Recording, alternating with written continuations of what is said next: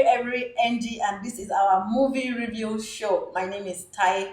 We've come a couple of times and we've given you the review of some movies like Oloture, like Nimbe, and of course, Alakada, the new one that was just dropped, the one that was hot, and we gave you the good, the bad, the ugly of the movies. Today, we're back again. You're looking for somebody, right? Okay, Judith. I left Judith at the cinema where I went to watch Rattlesnake. That movie is right now hot at the cinemas. But something happened that she couldn't come back home with me at the cinema. I'll tell you later on the show. Please just pin that. Okay, so now the movie we're going to be looking at today is Rattlesnake. After the Big Brother Naija 2020, we started hearing news that our own Nengi, Rebecca Hampson, is going to feature in Rattlesnake. We're like, how? We heard that this movie was already shot some times ago. Remember, after they shot the remake of Living in Bondage, people started clamoring. Okay, now do a redo of Glamour Girls and Rattlesnake and Nneka the Chapentan. We said that Dan was coming and Nengi was going to feature. We couldn't wait to know what Nengi would do in Rattlesnake. Guess what, guys? I saw the movie and I'm telling you today what Nengi did in the movie. So Rattlesnake is a movie that was about, heists. Yeah, armed robbery as a thief. Okay, so we had this guy. The main cast of the movie is Stan Nze. Stan Nze, the bad guy, the guy of all ladies in Nigerian movies. But this one in Rattlesnake, he was Ahanna, the snake, the major cast of the movie. And director of the movie is our own Ramsey Noah. And the director of this movie is Charles Okpaleke. The first part of this movie was made in 1995 and bringing back the dead alive. Yes, we have a remake of Rattlesnake, and the setting, the scene, the places they use for this movie, they use Lagos in Nigeria, and of course they used South Africa. What happened in this movie? A little bit of conspiracy theory, spice of politics, and of course how armed robberies are done, and something about the prophecy about Nigerian police. I'll let you know why I'm saying this. So the first thing that I think they did well in this movie, they had good camera quality. The angles they came from, the coloring, the lighting, and of course the cinematography of Rattlesnake. I give it to you. For those one that I've mentioned, I give you like 8/10. Yeah, you did well. And then the first major scenes of the movie that I actually was like, wow, okay, I think this is nice, was when Ahanna traveled down to Lagos. And when you get to Lagos, you have to be inducted into Lagos. And my guy entered one chance. You need to see how this guy was robbed. He was robbed and he was thrown out of a moving bus. That wasn't a drama for me. It was real life. You did well, Charles Okpaleke. The direction and everything that you did for that particular scene was top notch. And of course, he came out with a bruise in his mouth. It looked real, as if, okay, maybe I was thinking, did this guy really have this bruise? Because that act, throwing him out of a moving bus, looked real. But then I got a shock when Ahanna got into he was stranded. He was supposed to go to a place in Lagos, and he got stranded because he was robbed apparently. And he met another guy. Yes, you have already seen his face in the movie or in the market. And he told the guy, I was robbed, I don't have money to get to where I'm going to. This one is a normal line for scammers on the street of Nigeria. On a normal day, a sharp Lagos guy would not buy that. But Efa in this movie, and in this movie, his name, of course, you know him in the movie. The guy bought the idea and he told me, I can sell your book for you. Your book is not selling. And my guy left his shop to a total stranger to sell his books. Guys, that does not happen in Nigeria. How will I leave my shop to a random guy who just told me? It could be a lie, like we always see them on the street. I was robbed, I need to go to Abia, I don't have transport fee, and then they robbed me. But the guy left his shop to Ahanna, a stranger, to sell books for him. How? How? Let me ask Bala, because in that movie his name, Efra's name was Bala, and he left. I think that place. Try to make it make sense next time, because it was not actually cool and it was not real. And then Ahanna's mom, in the movie, Ahanna's father died while he was young. The mother left the village for Lagos with the younger sister. And of course, the lady mother now got married to the man that he thought was his uncle, and they were living large in Lagos, while Ahanna was in the village with mama, grandma, suffering. And when he went to Lagos to meet his mother, thinking maybe they will continue struggling, your struggling continues now, and he got there to see the mother was living large. And my guy met another friend of his, Nze, in Lagos. Nze is a bad guy in this movie, and he needed money for a respite. And long story short, they went to rob his mom and the supposed uncle who was living large. So during this robbery, two things happened. It's either the new husband of Ahanna's mom did abracadabra, that a gun appeared in his hand that he wanted to use to kill Ahanna and his friend, probably in the movie, or it was just a sharp man in Lagos. However, Ahanna shot his own mom and killed her. But the killing, the killing in real life is actually different from the killing in movies. Because, okay, now before you will see in they will shoot somebody in Nigerian movies and there will not be any blood stain and the person will still die. So we moved from not having blood stains to having blood stains. But there is not going to be a piercing to the person's clothes, but somehow the bullets will disappear and appear in the person's body. So Ahanna's mom that was shot by Ahanna had a blood stain, apparently from bleeding, but there was no piercing, like the clothes did not tear. We could not see where the bullet actually passed through to penetrate her body. We need to talk about this particular scene. Okpaleke, after this review, we need to talk. So just make it make sense. We have moved from the level where we have gunshots in the movies, and then there are no marks, like real marks of how the bullet actually penetrated the person's clothes down inside the person's body. Okpaleke, after this review, we need to have a meeting.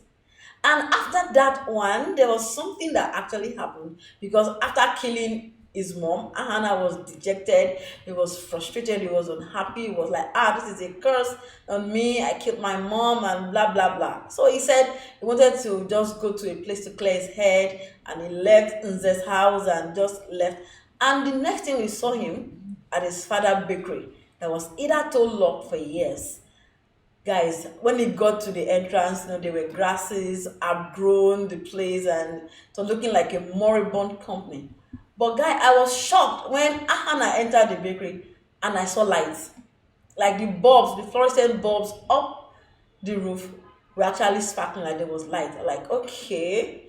Even the very active, everyday working companies in Nigeria don't have electricity. How is it that there's lights in a moribund company for years? I don't know if they had much money where they were still working, that they had a lot of recharges on their prepaid meters, or I don't know how they got to do it. It should have been a place, maybe there were cobwebs, things, dust in there, but not lights. Though they try to make it look as if it's real, because the fluorescent bulbs were actually blinking, but is that light that excessive in Nigeria, that a company that was closed for years still has light? If you're a Nigerian, you know what I'm talking about, and we can relate. So I think that did not really sit well with me, and I know that you have something to say about that particular thing. So after that time, he was like, okay, he went back to his friend's house, Nze, and of course his childhood friend, Amarachi, and he met Mama. Mama came, maybe it was in a dream or in a trance, I don't know, just told him like, don't feel bad because you killed your mom. You did not kill your mom. Mom actually killed herself because of her bad ways and whatever. But after that scene, my guy now took to proper highs. Like, he had a team of 5 persons, including him. We had Bala, we had Shango, we had Ahanna, we had Rebecca, we had other guys in the team, and they started this robbery. And you need to see their first outing as proper gainfully employed hand robbers in Nigeria. And started, the scene was hilarious. It was funny. They just gave us a like kind of storyline all in one scene, and I think that saved us a lot of stress instead of having part one, part two, part three, part four, and then we can't just finish watching remake of Rattlesnake. But you need to see how they robbed AY. You know AY the comedian.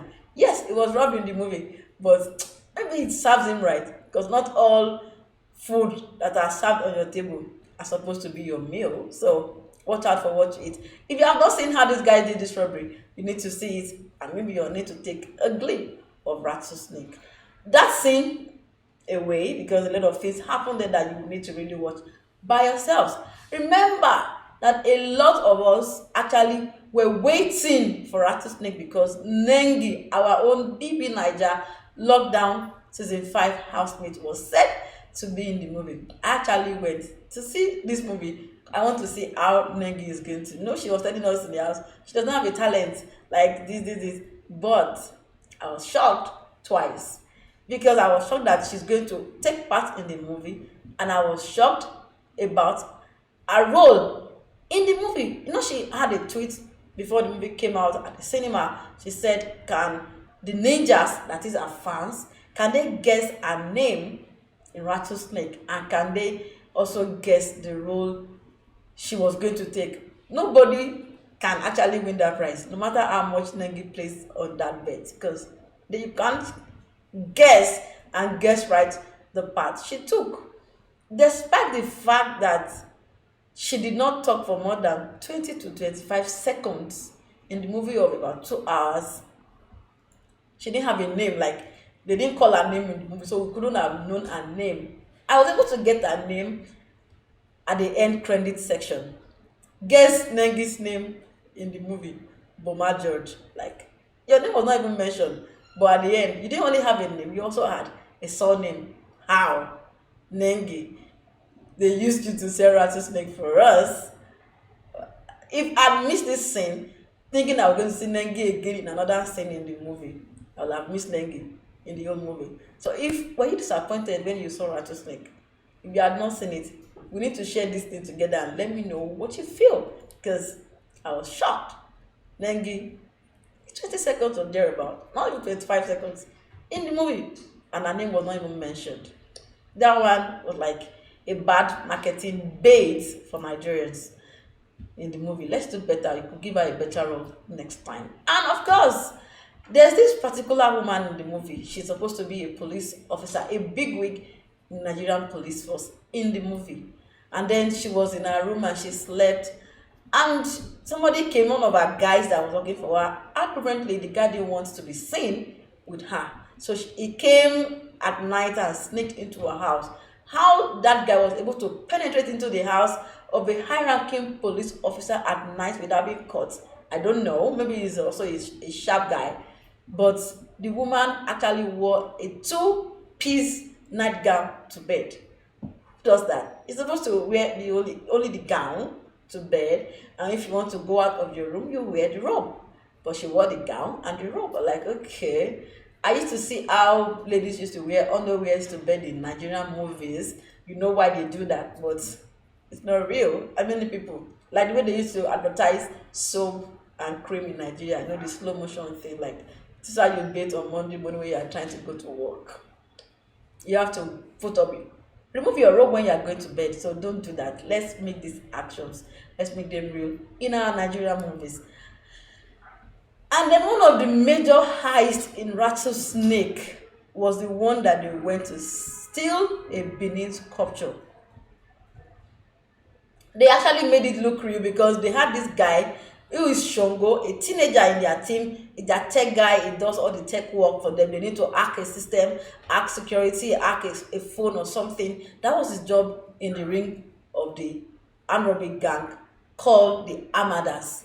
So they were trying to make it like they were trying to hack the system, you know, divert the CCTV and put some very fake images and stuff. But how they went to an event like that, an art event, a festival really, and they were ministers, they were ambassadors at the event, and they were able to steal that artifact right in the midst of everybody like in there before. I still do not get how they did that thing. So they're supposed to make this heist look like, okay, they make somebody trip on the artifact in the glass, and then the artifact is going to fall, the glass is going to break, and then how they will elope with the artifact where everybody, by their eyes were widely open. I've seen that in American movie, but they were gunshots. But this one, there was no gunshot. Nobody was killed. Nobody was no ransom. Nothing. Nothing. The next thing we saw, they were already in the car, leaving the scene and jubilating. They've stolen the asphalt. I'm like, guys,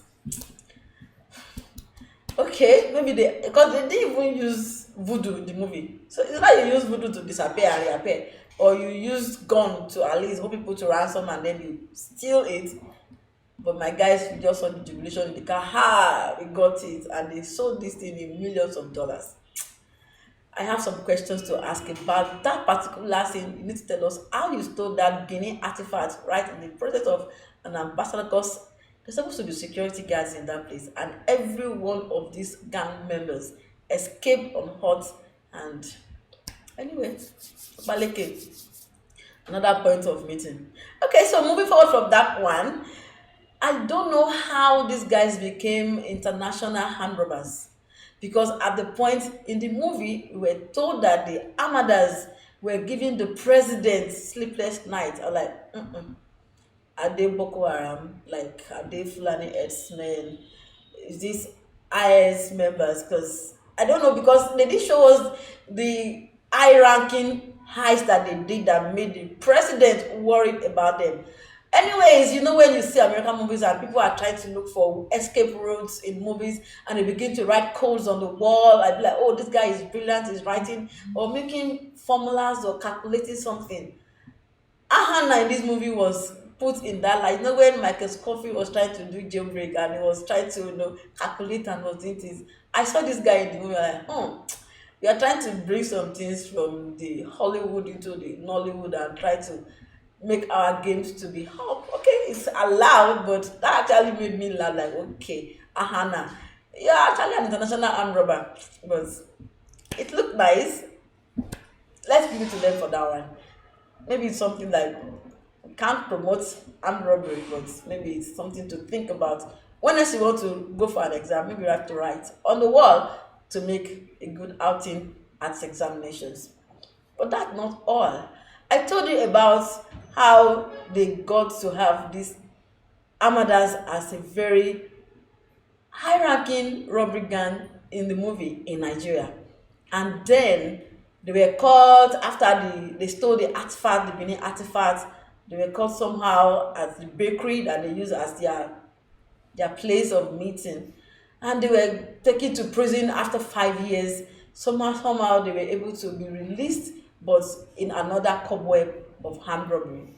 But the costume that they gave Nze in that movie, my guy was looking like a madman, because before he left, he had some little, dreadlocks, just little bushy hair. When he came out, his beards were full, his hair was rough. And I look at the other guys, because three of them actually went to prison. They killed Shango during the arrest. So we had Bala, we had Nze, and we had the other guy who was also in prison with them. Egbe was in prison with them. Bala and Egbe's hair were not as rough as that of Nze. Like, okay, maybe they didn't, I don't understand how the costumes were done, that they only made Nze to look so like he stayed for 5 years without having his hair cut, no shaving. But I don't know the connection Egbe and Bala had in prison, that they got their hair shaved, their beards, they didn't look as rough. Maybe some hair grow faster than other, but in 5 years, guys, you can't look like that. Maybe Nze actually chose not to cut his hair, but that kind of the costume, balance, gel. Something happened there. And then again, before I go, I told you about this movie talking something about the future or a prophecy of Nigerian police force, because they went for the last operation that held them to ransom. and was a condition for them to leave prison. Talking about Bala, Nze, and Egbe. And I saw that Nigerian police came to the scene of the robbery in time. Number one, they didn't lack fuel in their vehicles, like we always hear. And then these armed robbers were said to be sharing money, and people saw them with guns coming out of a bank. Nobody fled. Nobody were like, ah, we are scared of maybe these people shooting us. They stayed to take the money. Nigeria like freebies. I also do, so it's not as if those ones are greedy, but they waited to get the money. And then Nigerian police force came with an helicopter. But he did not land anyway. It was just fly. Like, okay, did they fly this helicopter because of this movie? It was just a random one that was flying somewhere. And like, okay, yeah, shoot, let's capture this one and use it in our movies.